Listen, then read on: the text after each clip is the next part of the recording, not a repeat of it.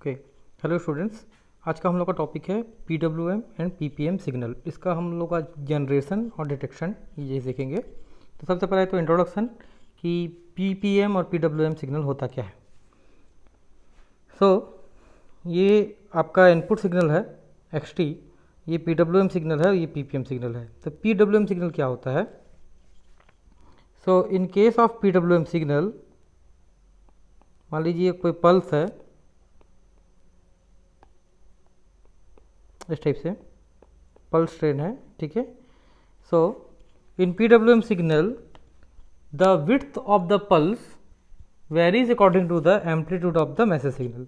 जो पल्स की विड्थ रहती है वो मैसेज सिग्नल के एम्पलीट्यूड के अकॉर्डिंग रहती है। Let's say this is the pulse, मान लीजिए सब पल्स की जो विड्थ और हाइट है वो समान है।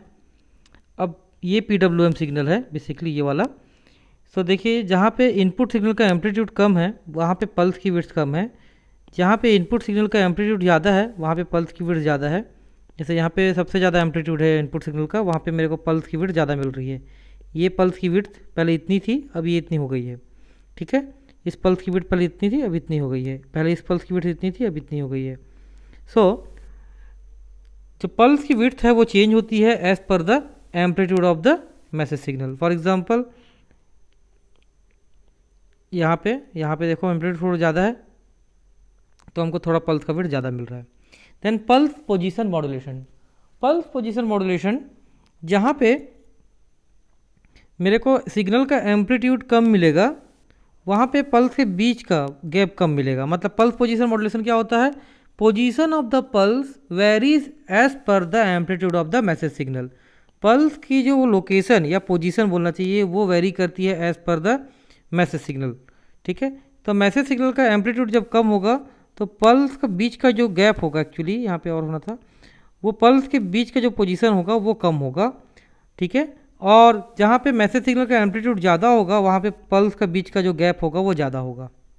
तो अगर पल्स इनपुट पल्स ऐसा है जो इक्वी डिस्टेंस है, एक ही पोजीशन पे अवेलेबल है, सबके बीच का गैप बराबर है, इसको मैं अप्लाई करता हूँ इस इनपुट सिग्नल के अकॉर्डिंग, तो इसके लिए जो PPM सिग्नल मिलेगा वो ऐसा मिलेगा।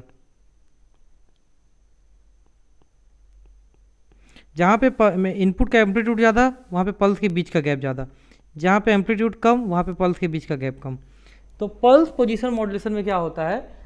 पल्स का जो पोजीशन रहता है वो चेंज होता है as per the input signal के एम्पलीट्यूड के अकॉर्डिंग, ठीक है। तो दो डेफिनेशन हुई PWM। In PWM width of the output pulse varies according to the amplitude of message signal. In PPM position of the output pulse varies according to the amplitude of the message signal. और जो PPM signal रहता है वो PWM signal की help से generate किया जाता है। तो डायरेक्टली PPM सिग्नल जनरेट नहीं होता, वो हमारा PWM सिग्नल की हेल्प से जनरेट होता है। तो सबसे पहले हम लोग देखते हैं generation of the PWM signal. तो PWM सिग्नल कैसे हम लोग जनरेट करते हैं, ठीक। तो PWM सिग्नल जनरेट करने के लिए मैं लेता हूँ एक मैसेज सिग्नल XT और एक लेता हूँ मैं सॉटूथ पल्स। तो PWM सिग्नल के लिए हम लोगों ने एक मैसेज सिग्नल लिया X और एक लिया सॉटूथ पल्स, ठीक है। सॉटूथ पल्स ऐसा होता है इस टाइप का, ये सॉटूथ पल्स होता है जिसका राइजिंग स्लोप कम होता है और एक साइड का स्लोप जो रहता है कम रहता है, एक साइड का स्लोप जो रहता है ज़्यादा रहता है, ठीक है। ये अनइक्वल स्लोप रहता है। ये ट्रायंगुलर होता है जिसमें दोनों साइड स्लोप बराबर रहता है। सॉटूथ होता है जिसमें एक तरफ स्लोप ज़्यादा, एक तरफ स्लोप कम और एक तरफ स्लोप जो है वो ज़्यादा रहता है, अनइक्वल स्लोप रहता है। तो इसको बोलते हैं सॉटूथ पल्स। ये मैसेज सिग्नल और सॉटूथ पल्स को मैं इनपुट देता हूँ एक कंपैरेटर में। तो कंपैरेटर क्या होता है? कंपैरेटर बनता है कोपैम से। ये कोपैम है। कोपैम के बेसिकली दो इनपुट होते हैं, एक होता है नॉन इन्वर्टिंग इनपुट जिसको मैं डिनोट करता हूँ प्लस से, एक होता है इन्वर्टिंग इनपुट जिसको मैं डिनोट करता हूँ माइनस से, ठीक है। XT को मैं अप्लाई करता हूँ, यानी कि जो मेरा मैसेज सिग्नल है, एनालॉग सिग्नल है, उसको अप्लाई करता हूँ मैं नॉन इन्वर्टिंग इनपुट पे। सॉटूथ पल्स को अप्लाई करता हूँ मैं इन्वर्टिंग टर्मिनल पे, ठीक है। ये कंपैरेटर ऐसा काम करता है, जब नॉन इन्वर्टिंग टर्मिनल का वोल्टेज दैट मीन्स XT अगर ज़्यादा होगा इन्वर्टिंग टर्मिनल के वोल्टेज से तो आउटपुट जो रहेगा हाई मिलेगा। अगर X लेस देन होगा C से तो जो आउटपुट रहेगा वो लो मिलेगा, ठीक। तो यहाँ पे हाई को हम लोग डिनोट कर रहे हैं 1 से, लो को डिनोट कर रहे हैं 0 से। ठीक है, तो अब देखते हैं इसकी वर्किंग। तो लेट से ये मैंने एक ही डायग्राम में बना लिया है। जो ब्लू कलर से दिख रहा है वो सी ऑफ टी है, दैट इज सॉटूथ पल्स, और ये जो है रेड कलर से जो दिख रहा है वो एक्स ऑफ टी है, यानी कि मेरा इनपुट सिग्नल। ठीक है, ये इनपुट सिग्नल और ये सॉटूथ पल्स। सो यहाँ पे मैंने मार्किंग किया A B C D E. अब अभी देखते हैं जो एक्स ऑफ टी है, याद रखिएगा कहाँ पे अप्लाई हो रहा है, नॉन इन्वर्टिंग फेस पे, और जो सॉटूथ पल्स है यानी कि सी ऑफ टी वो कहाँ पे अप्लाई हुआ है, माइनस पे। जब एक्स ऑफ टी की वैल्यू ज़्यादा होगी सी ऑफ टी से, जब X of T is greater than C of T, तो जो आउटपुट होगा वो होगा हाई,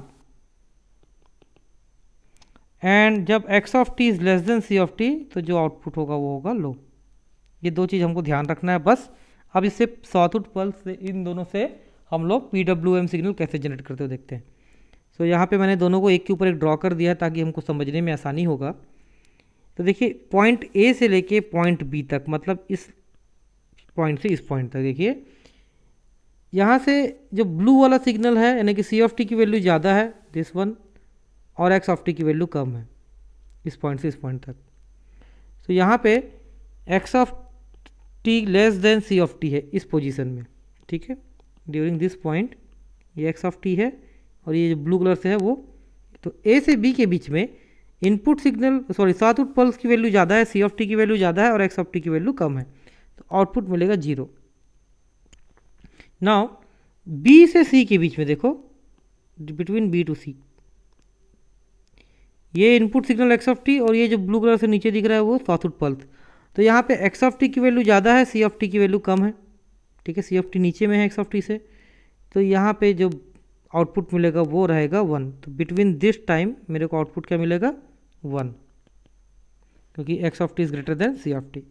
वैसे सी से डी के बीच में देखते हैं, this is C to D. तो यहाँ पे सी ऑफ टी की वैल्यू ज़्यादा दिख रही है, ब्लू वाला पल्स ऊपर में और ये रेड वाला नीचे में। C of T is greater than X of T, तो जो आउटपुट मिलेगा वो 0। इसी टाइप से आप इस टाइप से देख सकते हैं, जहाँ जहाँ पे रेड वाला पल्स की वैल्यू, रेड वाला ऊपर है ब्लू वाला नीचे है, वहाँ पे पल्स हाई मिल रहा है, और जहाँ पे सी ऑफ टी की वैल्यू ज़्यादा है, एक्स ऑफ टी की वैल्यू कम है, वहाँ पे मेरे को पल्स जो है वो लो मिल रहा है। तो देखो यहाँ पे पल्स की जो विड्थ है वो अलग अलग है, यहाँ पे पल्स की विड्थ अलग है, यहाँ पे अलग है, यहाँ पे पल्स की विड्थ अलग है। ठीक है, तो पल्स की विड्थ एम्पलीट्यूड जो है मैसेज सिग्नल का एम्पलीट्यूड है वहाँ पे उसके अकॉर्डिंग वेरी कर रही है। जहाँ पे एम्पलीट्यूड ज़्यादा है मैसेज सिग्नल का, वहाँ पे पल्स की विड्थ ज़्यादा, जहाँ पे एम्पलीट्यूड कम है वहाँ पे पल्स की विड्थ कम है। ठीक है, इस टाइप से हमको यहाँ मिल रहा है। तो हम लोग इस टाइप से यहाँ पे PWM सिग्नल जनरेट कर लिए। तो ये होता है basically generation of PWM signal. Now next हम लोग आते हैं जनरेशन ऑफ PPM सिग्नल। तो PPM सिग्नल जो रहता है वो बेसिकली PWM सिग्नल से जनरेट किया जाता है। इसके लिए हम लोग यूज़ करते हैं एक डिवाइस जिसको बोलते हैं मोनोस्टेबल मल्टीवाइब्रेटर। तो जो PWM सिग्नल रहता है उसको हम लोग पास करते हैं मोनोस्टेबल मल्टीवाइब्रेटर से, तो आउटपुट में मिलता है मेरे को PPM सिग्नल। सो ये मोनोस्टेबल मल्टीवाइब्रेटर क्या होता है, मोनोस्टेबल मल्टीवाइब्रेटर एक टाइप का डिवाइस होता है। जब इस मोनोस्टेबल मल्टीवाइब्रेटर को एक negative edge trigger, negative going pulse मिलता है, तो ये मोनोस्टेबल मल्टीवाइब्रेटर एक फिक्स ड्यूरेशन और फिक्स एम्पलीट्यूड का एक पल्स जनरेट करता है। जब भी मोनोस्टेबल मल्टीवाइब्रेटर को निगेटिव एज ट्रिगर मिलेगा, ठीक है, निगेटिव गोइंग पल्स मिलेगा, तो उस टाइम पे जो मोनोस्टेबल मल्टीवाइब्रेटर है वो आपका एक फिक्स ड्यूरेशन और फिक्स एम्पलीट्यूड का पल्स जो है वो आउटपुट में जनरेट करेगा। तो ये देखो, ये हमने PWM सिग्नल जनरेट कर लिया था पीछे। अब इस PWM सिग्नल को मैं अप्लाई करता हूँ किसमें, मोनोस्टेबल मल्टीवाइब्रेटर में। तो मोनोस्टेबल मल्टीवाइब्रेटर का क्या केस है, जब भी मोनोस्टेबल मल्टीवाइब्रेटर को एक निगेटिव गोइंग पल्स मिलेगा तो वो एक फिक्स ड्यूरेशन और फिक्स एम्पलीट्यूड का पल्स आउटपुट में जनरेट करेगा। तो ये जो PPM है वो मोनोस्टेबल मल्टीवाइब्रेटर का आउटपुट है। तो देखो यहाँ पे देखो, ये पल्स है PWM सिग्नल जो मैंने इनपुट में अप्लाई किया है मोनोस्टेबल मल्टीवाइब्रेटर के, मैंने कि इस पल्स को मैंने यहाँ पे अप्लाई किया हुआ है। तो इसके जब भी इसका निगेटिव गोइंग एज मिलेगा तो आउटपुट में मेरे को एक छोटा सा पल्स मिलेगा, फिक्स एम्पलीट्यूड फिक्स ड्यूरेशन। ये एम्पलीट्यूड ड्यूरेशन कितना होगा वो मोनोस्टेबल मल्टीवाइब्रेटर तय करता है। ठीक है। तो ये कुछ देर के लिए हाई रहेगा, फिर वो जीरो हो जाएगा। फिर जब नेक्स्ट नेगेटिव ट्रिगर मिलेगा तो फिर इसको यहाँ पे पल्स मिलेगा। फिर ये, तो आप एक चीज़ गौर कीजिए, पल्स के दो नेगेटिव एज ट्रिगर के बीच का गैप जितना होगा, पल्स के बीच का पोजीशन भी उतना ही होगा। जैसे कि फॉर एग्जांपल यहाँ पे इनके बीच जो है गैप कम है, यहाँ नेगेटिव एज और ये नेगेटिव एज के बीच में, तो आपको पल्स जो है वो कम मिला है, जो पोजीशन है। लेट्स से ये वाला भी देखो, यहाँ से यहाँ के बीच में पल्स की पोजीशन, ठीक है। तो मतलब जितना बड़ा पल्स का विड्थ होते जाएगा, मान लीजिए ये पल्स का विड्थ है ऐसे, तो पल्स की विड्थ अगर ज़्यादा रहेगी तो उनके नेगेटिव एज की जो बीच का गैप है वो भी ज़्यादा मिलेगा, तो पल्स के पोजीशन भी दूर दूर होगा।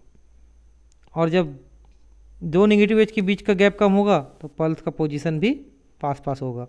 तो पल्स की पोजीशन वेरी कर रही है PWM सिग्नल के ऊपर, और PWM सिग्नल वेरी कर रहा है मेरे इनपुट सिग्नल के ऊपर। तो इस टाइप से हम लोग PWM सिग्नल से PPM सिग्नल जनरेट करते हैं, ठीक है। PWM सिग्नल को किससे पास करते हैं? मोनोस्टेबल मल्टीवाइब्रेटर से, और वो मोनोस्टेबल मल्टीवाइब्रेटर का आउटपुट क्या होता है? PPM signal. Demodulation of PWM PPM। So PWM and PPM signal को जनरेट डीमॉड्यूलेट करने के लिए पहला स्टेप होता है PPM सिग्नल को PWM में कन्वर्ट करना, क्योंकि PPM सिग्नल किससे बना है? PWM से। तो जब हम लोग को वापस मैसेज सिग्नल चाहिए तो पहले PPM सिग्नल को वापस PWM में कन्वर्ट करेंगे, और उस PWM सिग्नल को फिर हम लोग मैसेज सिग्नल में कन्वर्ट करते हैं। तो दो स्टेप होता है। तो पहले देखते हैं PPM से PWM कन्वर्ट करने का प्रोसेस। तो इसके लिए मैं क्या करता हूँ, एक सिंपल सा मेथड अपनाता हूँ कि PPM सिग्नल को एक SR फ्लिप फ्लॉप से पास करता हूँ, ठीक है। सो भी हम लोग ये यूज़ करते हैं SR फ्लिप फ्लॉप, और इस PPM सिग्नल को मैं पास करता हूँ SR फ्लिप फ्लॉप से। तो जो आउटपुट मिलता है SR फ्लिप फ्लॉप का वो होता है PWM सिग्नल। तो SR फ्लिप फ्लॉप का ट्रुथ टेबल देखो आप लोग कैसा होता है। जब S और R की वैल्यू 0 0 तो आउटपुट में कोई चेंज नहीं होता। 0 1 जब S0 R1 output 0, S1 R0 output 1, और जब दोनों 1 1 होता है तो वो अनडिफाइंड कंडीशन होता है, ठीक है। ये SR फ्लिप फ्लॉप का ट्रुथ टेबल होता है। अब हम लोग क्या कर रहे हैं यहाँ पे देखो, ये हमारा SR फ्लिप फ्लॉप है, ये Q जो है आउटपुट है, ठीक है, मतलब वो हमारा PWM सिग्नल है। R में हम लोग अप्लाई कर रहे हैं PPM सिग्नल। जो सिग्नल हमारा PPM सिग्नल जनरेट हुआ है उसको मैं अप्लाई कर रहा हूँ रीसेट बटन पे, और S पे मैं एक क्लॉक पल्स अप्लाई कर रहा हूँ। तो क्लॉक पल्स क्या होगा? इस टाइप का क्लॉक पल्स है। तो ये एक S की प्रॉपर्टी ऐसी है कि जब भी इसको क्लॉक पल्स का पॉजिटिव एज मिलेगा, पॉजिटिव एज ट्रिगर, जब भी इसको पॉजिटिव एज ट्रिगर मिलेगा तो ये आउटपुट को हाई कर देगा, और ये आउटपुट तब तक हाई रहेगा जब तक मेरे को इस R पॉइंट पे एक पॉजिटिव एज ट्रिगर नहीं मिल जाता। क्लियर? जब भी इस S पे एक पॉजिटिव एज ट्रिगर मिलेगा, आउटपुट मेरे को हाई मिलेगा,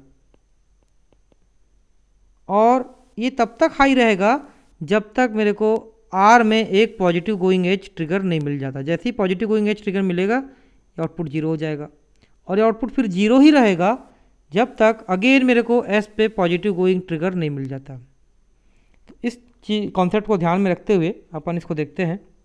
ये हमारा क्लॉक पल्स है और ये हमारा PPM सिग्नल है, जनरेट हुआ है। तो देखो सबसे टाइम जब चालू हुआ, जैसे ही मैंने क्लॉक पल्स अप्लाई किया तो पहले आया पॉजिटिव एज। जैसे ही पॉजिटिव एज मिला मेरे को आउटपुट मिल गया हाई, ये आउटपुट हाई हो गया, ये आउटपुट है Q, आउटपुट हाई हो गया। उसके कुछ टाइम के बाद ही क्लॉक पल्स के अप्लाई करने के कुछ देर बाद, देखो यहाँ गैप दिख रहा है, कुछ देर बाद मैंने PPM सिग्नल को अप्लाई किया रीसेट बटन पे, तो कुछ देर बाद ही मेरे को PPM सिग्नल का हाई मिल गया। जैसे ही मेरे को S पे पॉजिटिव एज मिला आउटपुट हाई हो गया, और ये कब तक हाई रहेगा? जब तक मेरे को R बटन पे यानी कि PPM सिग्नल का पॉजिटिव एज नहीं मिलेगा। तो ये PPM सिग्नल है, जैसे ही इसका पॉजिटिव एज मिला आउटपुट 0। अभी अगेन ये 0 ही रहेगा जब तक मेरे को फिर से S में पॉजिटिव एज ट्रिगर नहीं मिल जाता। तो देखो यहाँ पे S में पॉजिटिव एज ट्रिगर मिल रहा है, जैसे ही पॉजिटिव एज ट्रिगर मिला आउटपुट फिर से हो गया हाई, और जैसे ही R में मेरे को पॉजिटिव एज ट्रिगर मिला आउटपुट फिर से हो गया 0, फिर ये 0 रहा। फिर इस पॉइंट पे देखो फिर से पॉजिटिव एज ट्रिगर मिल रहा है S पे, ये एस का इनपुट है, ये आर का इनपुट है। एस पे फिर से पॉजिटिव एज ट्रिगर मिल रहा है, जैसे ही पॉजिटिव एज मिला आउटपुट हो गया हाई, और ये हाई था। फिर जब आर में मेरे को पॉजिटिव गोइंग एज ट्रिगर मिला तो ये जीरो हुआ। फिर देखो यहाँ पे ये जीरो हो गया। उसके बाद फिर से यहाँ पे एस में मेरे को पॉजिटिव गोइंग एज मिला, जैसे ही मिला फिर से इनपुट आउटपुट जो है हाई हो गया। अब ये हाई ही बना था, इसी बीच में दूसरा पॉजिटिव एज आ गया, मतलब इस यहाँ पे पॉजिटिव गोइंग एज आया और इसके बाद आउटपुट जो हो गया हाई। इसके बाद दूसरा पॉजिटिव एज, दूसरा क्लॉक पल्स आ गया एस पे। इस बीच में कोई भी पीपीएम सिग्नल नहीं आया। तो एक बार पॉजिटिव एज आया तो आउटपुट हाई हो गया, फिर से पॉजिटिव एज आ जाएगा, उसके बीच में हम लोग मान रहे हैं कि आर नहीं आया। जैसे कि यहाँ पे पॉजिटिव गोइंग एज आया एस पे, ठीक है, एस पे जैसे ही पॉजिटिव एज आया आउटपुट हो गया हाई। अब आर में कोई सिग्नल आया ही नहीं, वो जीरो का जीरो बना था आर। फिर अगेन इसके बाद पॉजिटिव गोइंग एज आ गया, तो ये हाई ही रहेगा, ठीक है। उसके बाद आर में फिर पॉजिटिव एज आया तब जाके जीरो होगा। तो देखो यहाँ पे पॉजिटिव एज आया, जैसे ही पॉजिटिव एज आया आउटपुट हो गया हाई, और ये हाई था। इसी बीच में दूसरा क्लॉक पल्स भी आ गया। जब दूसरा क्लॉक पल्स आया तब भी इसमें कोई फ़र्क नहीं पड़ेगा, हाई ही रहेगा। ये लो कब होगा? जब मेरे को रीसेट बटन पे पॉजिटिव गोइंग एज मिलेगा। तो यहाँ पे देखो इस पॉइंट पे मेरे को पॉजिटिव गोइंग एज मिल रहा है रीसेट पे, तो ये हो गया जीरो, ठीक है। अब जब नेक्स्ट क्लॉक पल्स आएगा एस पे तब ये होगा हाई। तो ऐसा समझ लो कि जब एस में क्लॉक पल्स आएगा तो आउटपुट होगा हाई। जब भी एस में क्लॉक पल्स आएगा तो आउटपुट हो जाएगा हाई, और ये हाई ही बना रहेगा जब तक आर में क्लॉक पल्स नहीं आ जाता, या आर में जो सिग्नल है वो अप्लाई नहीं हो जाता, पीपीएम सिग्नल, ठीक है। सो जैसे ही मैं एस पे क्लॉक पल्स दूंगा आउटपुट हाई हो जाएगा और ये हाई मेंटेन रहेगा।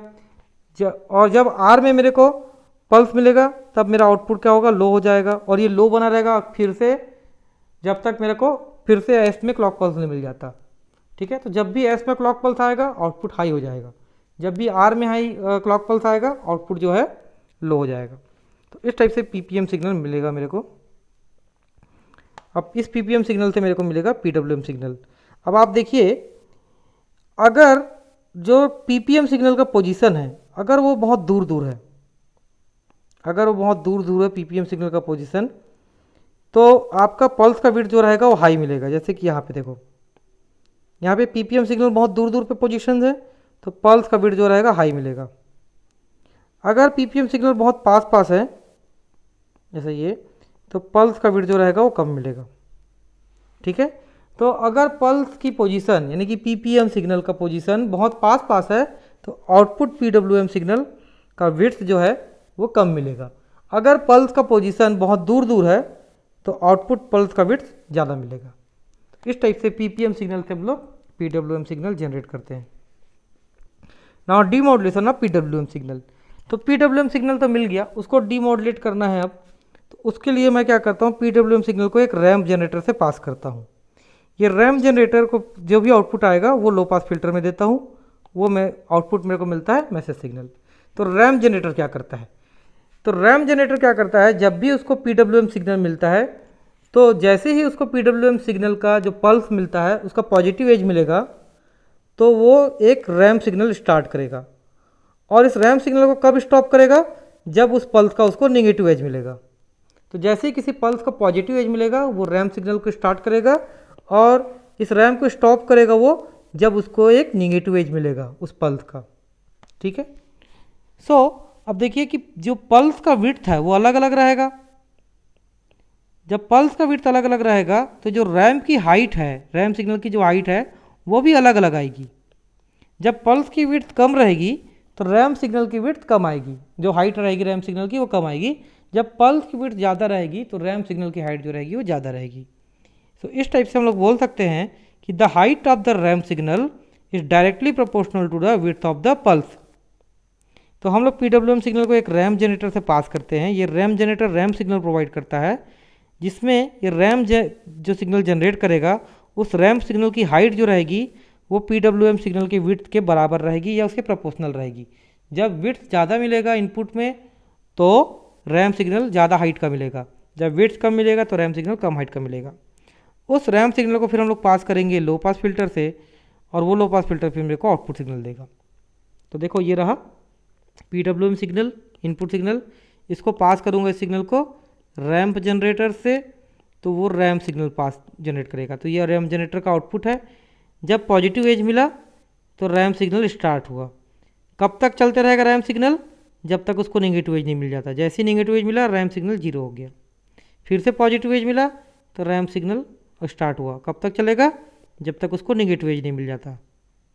तो देखो, जब बिट्स ज़्यादा है तो ये रैम ज़्यादा हाइट तक जाएगा, जब बिट्स कम है तो ये रैम जो है वो कम हाइट तक जाएगा। जैसे कि इस केस का देखो, यहाँ पे जैसे ही पॉजिटिव मिला रैम्प स्टार्ट हो गया, इतना दूर गया था, अचानक से इसको नेगेटिव मिल गया तो रैम्प यहाँ पे जीरो हो गया, तो ज़्यादा हाइट तक नहीं जा पाया ये। जबकि इस केस में देखो, यहाँ पे पॉजिटिव एज मिला तो रैम्प स्टार्ट हुआ, स्टार्ट हुआ, स्टार्ट हुआ, स्टार्ट हुआ, यहाँ पे जाके इसको नेगेटिव एज मिला तो जाके ये जीरो हुआ। इसमें अंतर देख सकते हो आप। तो जो रैम्प की हाइट है वो पल्स के विड्थ के प्रोपोर्शनल है। जब इनपुट पल्स की विड्थ ज़्यादा होगी रैम्प की हाइट ज़्यादा होगी, ठीक है। तो अब इसको पास करेंगे लो पास फिल्टर से। तो लो पास फिल्टर बेसिकली क्या करता है कि इन्वेलोप डिटेक्टर होता है। लो पास फिल्टर इन्वेलोप को डिटेक्ट करता है। इन्वेलोप को मतलब जो इसके पीक पॉइंट हैं उसको मिलाइए आप, ये जो पीक पॉइंट्स हैं उनको डैश लाइन से आप जोड़िए। ये जो है इसको बोलते हैं इन्वेलोप ऑफ द सिग्नल। ये हमारा लो पास फिल्टर का आउटपुट होता है। अब कैसे काम करता है लो पास फिल्टर? उसमें एक रेजिस्टेंस होता है, एक कैपेसिटेंस होता है। ये रैम्प सिग्नल आप जब देते हो तो ये जो कैपेसिटर है पर्टिकुलर इस रैम्प सिग्नल तक चार्ज होने की कोशिश करता है, ठीक है। फिर ये डिस्चार्ज होता है, तो हम लोग क्या करते हैं, चार्जिंग रेट अलग रखते हैं, डिस्चार्जिंग रेट अलग रखते हैं, तो धीरे धीरे डिस्चार्ज होता है। फिर दूसरा रैम्प सिग्नल आता है, फिर दूसरा रैम्प सिग्नल आता है, तो फिर दूसरे रैम्प सिग्नल के पीक तक चार्ज हो जाता है। इस टाइप से ये इन्वेलोप डिटेक्ट करता है। तो ये ऑलरेडी हम पढ़ चुके हैं पिछले सेमेस्टर में, तो मैं उतना नहीं बता रहा हूँ। बस इतना समझ लिए कि इन्वेलोप को डिटेक्ट करता है लो पास फिल्टर, यानी कि जो रैम्प सिग्नल आया है उसके पीक को मिला लीजिए आप, ये इनको डैश लाइन से जोड़ने से जो सिग्नल बनेगा वो लो पास फिल्टर का आउटपुट होगा। इस टाइप से, इसी को बोलते हैं इन्वेलोप। तो ये इन्वेलोप किसका है? मेरा मैसेज सिग्नल का इन्वेलोप है, एक्स ऑफ टी का। तो इस टाइप से हम लोग पीपीएम सिग्नल और पीडब्ल्यूएम सिग्नल जनरेट और डिटेक्ट करते हैं, ठीक है।